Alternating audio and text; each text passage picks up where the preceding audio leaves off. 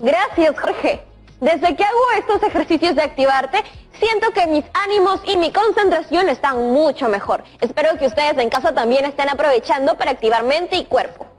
He visto por ahí que hay un concurso. Se trata de Eureka, una feria virtual de ciencia y tecnología en la que podemos presentar proyectos de investigación y de diseño de soluciones tecnológicas a diversas situaciones.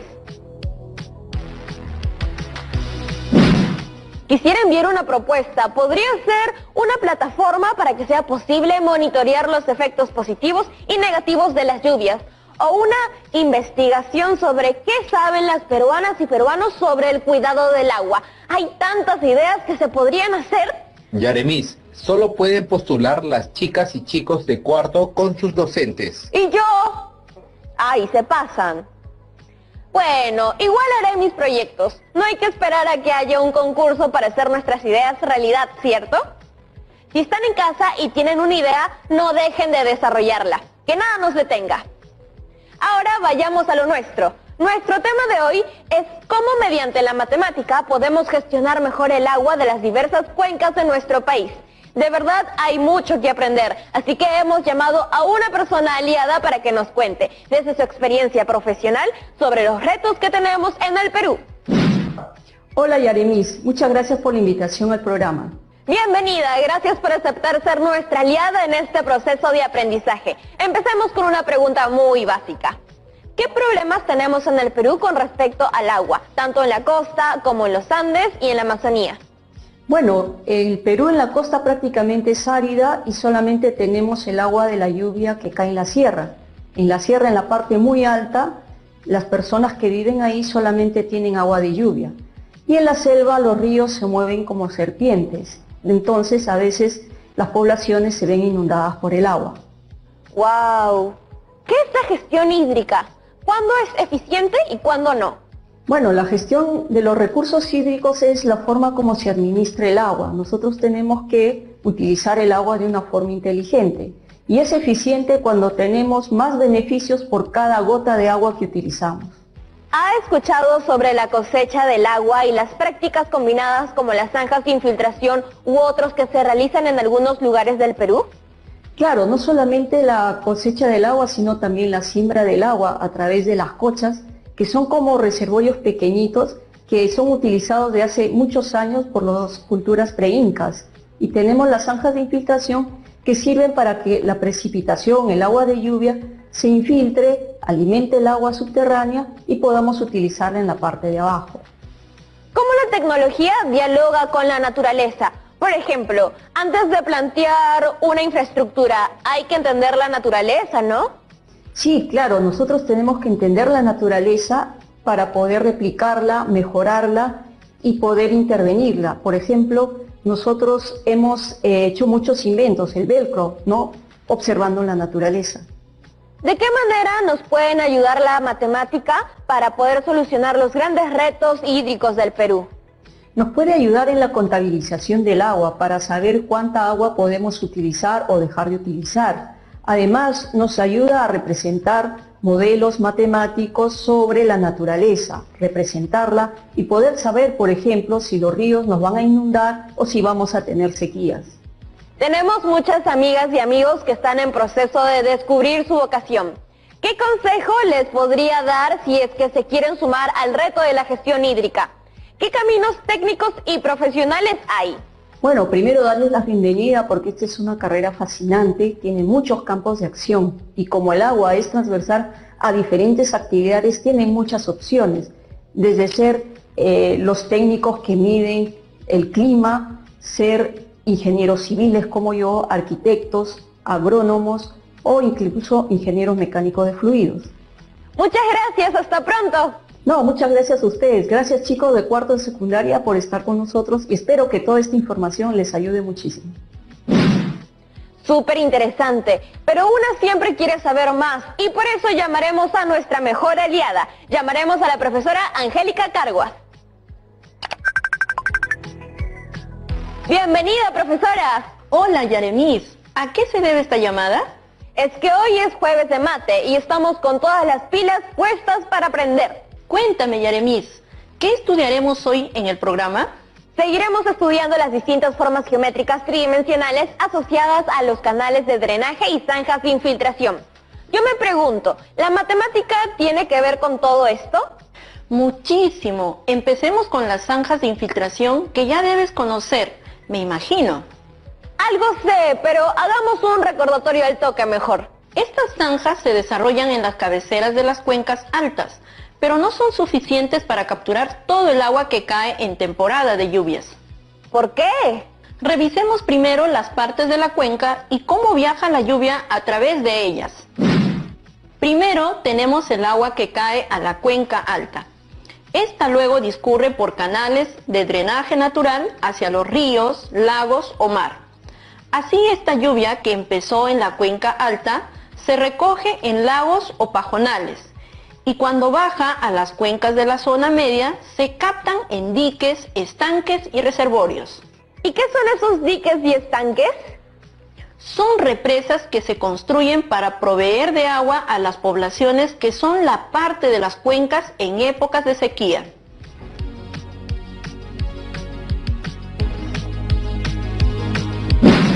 Ya, pero ¿no dijo que los canales de drenaje natural no son suficientes? Justo por eso las personas construyen canales de drenaje.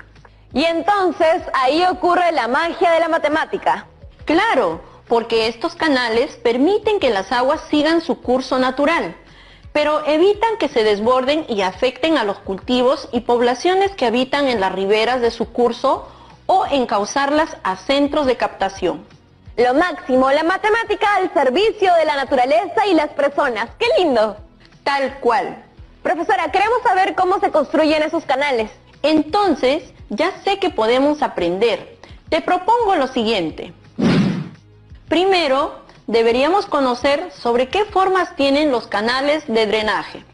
Después, podemos aprender cómo esas formas se modelan empleando formas geométricas tridimensionales, así como sus elementos.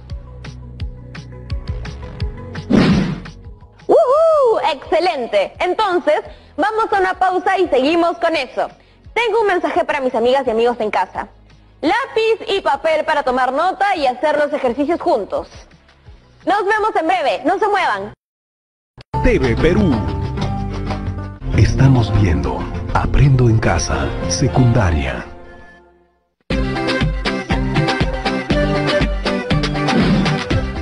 Estamos de vuelta en Aprendo en Casa. Hoy estamos descubriendo cómo la matemática puede ayudar a crear estructuras que nos permitan aprovechar mejor el agua. De esta manera se evitan inundaciones en tiempo de lluvias y se abastece también a poblaciones cuando es época de sequía. Profesora, estamos listas y listos para seguir en esto. Muy bien, Yaremis. Como señalas, las precipitaciones fluviales son de mayor intensidad en las cuencas altas. Toda esa agua discurre por los diversos drenajes o canales hidráulicos hacia un punto común. ¿Cómo a qué punto? A los ríos, por ejemplo, pero el agua puede sobrepasar la capacidad de sus cauces, por lo que es necesario encauzarla para evitar erosiones, desbordes e inundaciones. Y ahí entra una construcción clave. Así es. Se tiene que construir diversos drenajes o canales de evacuación de aguas pluviales, sistemas de riego y conducción del agua para captar puntos de almacenamiento o redirigirlas a canales que le permitan discurrir a los lagos o mares. Esta es una de las cosas que hacen los pobladores y autoridades para gestionar una cuenca. Así es, profesora. Cuéntenos más de esos canales, por favor. Son conductos por los que el agua circula. Esta circulación ocurre debido a la acción de la gravedad y sin ninguna presión. O sea que el agua fluye nomás, sin presiones, como yo cuando rapeo. Exacto. Esto quiere decir que el agua discurre por esos canales, impulsadas por la presión atmosférica y por su propio peso. ¿Y qué forma tienen esos canales? ¿Como tubos así? Varias formas. Se clasifican en canales naturales y canales artificiales. Explique más, pues, profesora. Los naturales son los que, a lo largo del tiempo, han sido conformados por acción exclusiva de los agentes de la naturaleza. Por ejemplo, los propios ríos, arroyos, quebradas, lagos y lagunas. Se trazan de las cuencas altas hasta las bajas. Su recorrido es de forma geométrica irregular. Entiendo. ¿Y los artificiales? Los artificiales son los que han sido construidos por el hombre, con la finalidad de satisfacer necesidades específicas como conducción de agua, control de inundaciones, navegación, canal de centrales hidroeléctricas, alcantarillado pluvial, sanitarios, canales a lo largo de carreteras, cunetas de drenaje agrícola, etc. Profesora, un ejemplo de estos canales artificiales serían los canales que hay en el borde de algunas pistas, los de regadíos y los de desagües, ¿no? Así es. Algunos de estos, como los canales de drenaje, permiten que el agua sea redirigida a otros cauces, a fin de evitar erosiones de las carreteras o que las aguas sean redireccionadas a centros de regadío o a reservorios.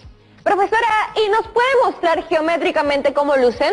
Yo he visto que estos canales tienen la forma de una V.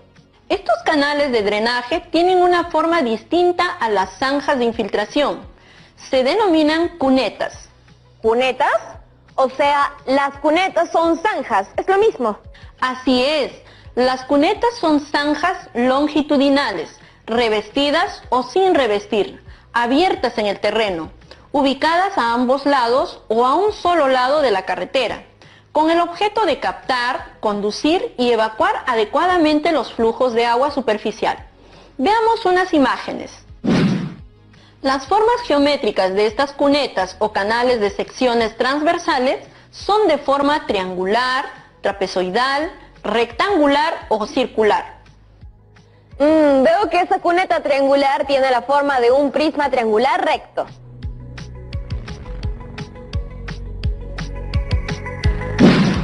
Efectivamente, y las vemos en la realidad. Por ejemplo, las cunetas o zanjas de drenaje que están a los lados de las carreteras son construcciones con una forma de un prisma triangular regular, pero también pueden ser no regulares.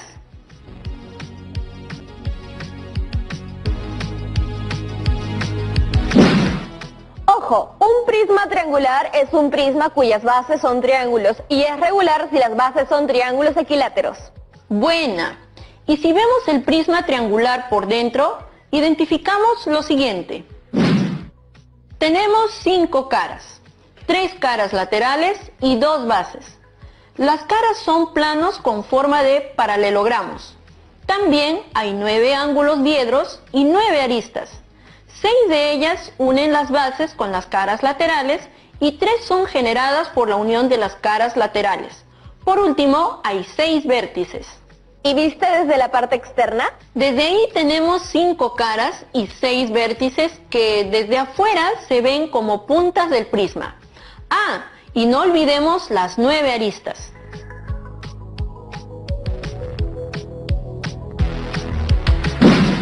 ¿Y qué hay de las otras partes? Altura y esas cosas.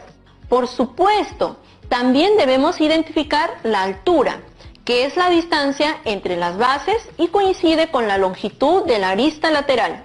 Claro que sí. ¿Y qué otras formas tenemos? ¿Otra que no sea la triangular? Veamos otra forma geométrica que se utiliza como canal de drenaje para que el agua discurra por los lados de una carretera, a fin que en una época de lluvias, estas no erosionen el suelo y afecten las vías de comunicación terrestre. Veo que este canal de drenaje tiene las bases de trapecio. Entonces estamos hablando de un prisma trapezoidal.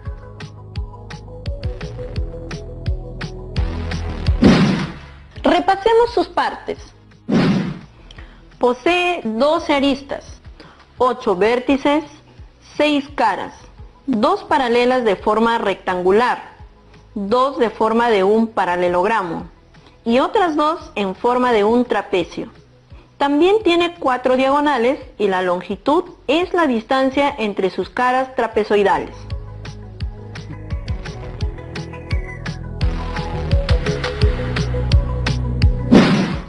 Y tengo un canal más para mostrarte.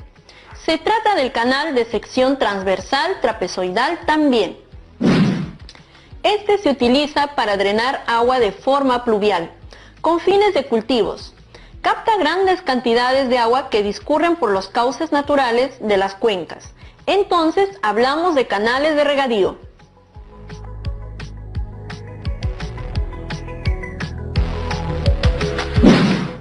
Acabo de recordar que también he visto unos canales como en forma de rectángulo. Ah, claro. Otro canal que se utiliza con frecuencia, ya sea para drenar agua o conducirlas, a través de canales o acequias, a las chacras para regadíos, son las que tienen forma geométrica rectangular. En algunos casos son canales abiertos o cerrados, que en las ciudades son construidos para drenar aguas pluviales mediante sistemas de alcantarillado.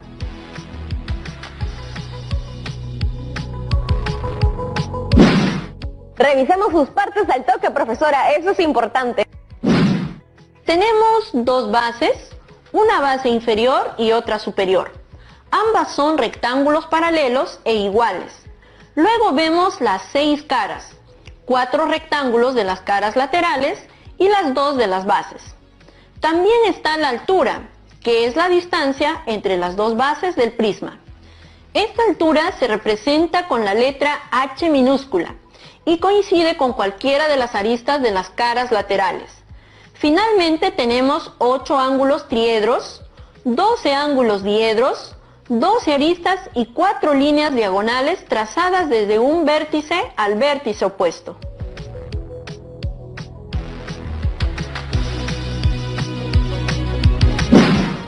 Profesora, ¿y qué hay de los cilíndricos? Estos también existen, ¿verdad? Sí, tiene la forma de un cilindro que está inscrito dentro de un prisma cuadrangular o rectangular. Si lo vemos por el frente o haciendo un corte transversal, observamos un polígono circunscrito o una circunferencia inscrita al cuadrado.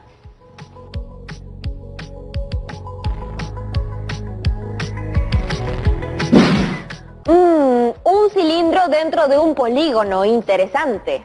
Sí, podemos hablar de un cuadrado circunscrito o circunferencia inscrita. En los cuerpos geométricos tridimensionales, también podemos afirmar que un cilindro está inscrito en un cubo o un prisma rectangular, como se ve en la construcción de diversos canales de drenaje.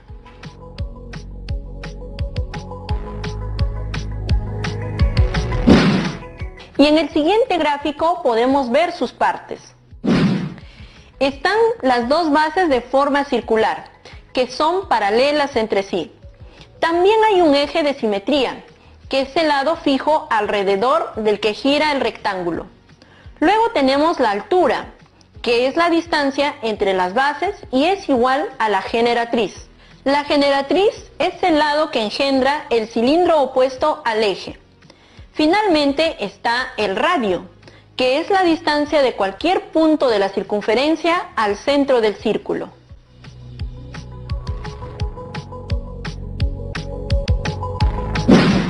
A ver, a estas alturas del programa ya sabemos de los canales triangulares, rectangulares y trapezoidales. Pero, ¿qué más hay? Veamos otro sistema compuesto por canales de forma cilíndrica, semicircular e inscrita a otro prisma, pero de manera simple y sencilla. El canal de forma semicircular se explica geométricamente cuando el cilindro se le hace una sección transversal, que es un corte de 2 dimensiones en una figura de 3 dimensiones. Este corte depende de la orientación del plano o corte. Luego se empalma con un canal cilíndrico inscrito en un prisma triangular.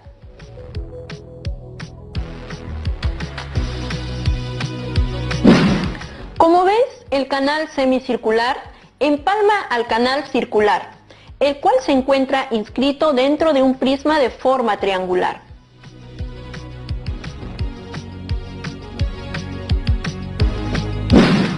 Y si hacemos un corte al sistema, veremos en 2 dimensiones una circunferencia inscrita en un triángulo equilátero o un triángulo circunscrito a una circunferencia.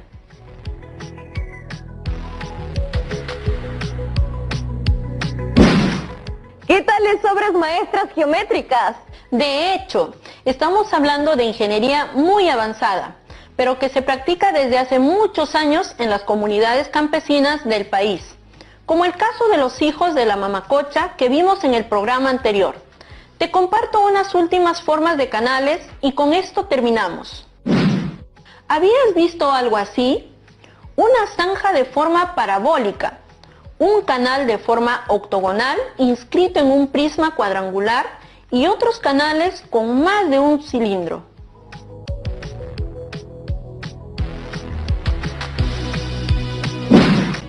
¡Excelente! Ahora tengo muchas ideas. Aunque por mi rol de conductora me han dicho que no puedo participar en la feria virtual Eureka, igual quisiera hacer una maqueta de una cuenca hidrográfica. Esa es la actitud. Sí, así puedo seguir mostrando en mis redes sociales cómo se capta el agua de las cuencas altas. Quisiera que todas y todos entiendan cómo es el ciclo hidrológico y cómo se aprovecha mejor el agua como parte de la gestión de una cuenca. ¡Perfecto! Ha sido un gusto ayudarte a ti y a las chicas y chicos de cuarto a entender más sobre los canales hoy. Gracias y hasta pronto, profesora Angélica Carguas. Amigas y amigos, se nos acabó el programa, pero ya saben que no hay despedida sin reto, así que aquí les va. Las y los retamos a representar geométricamente los canales, drenajes, acequias o cualquier canal por el que discurren las aguas de las cuencas que llegan a tu localidad, comunidad y o casa.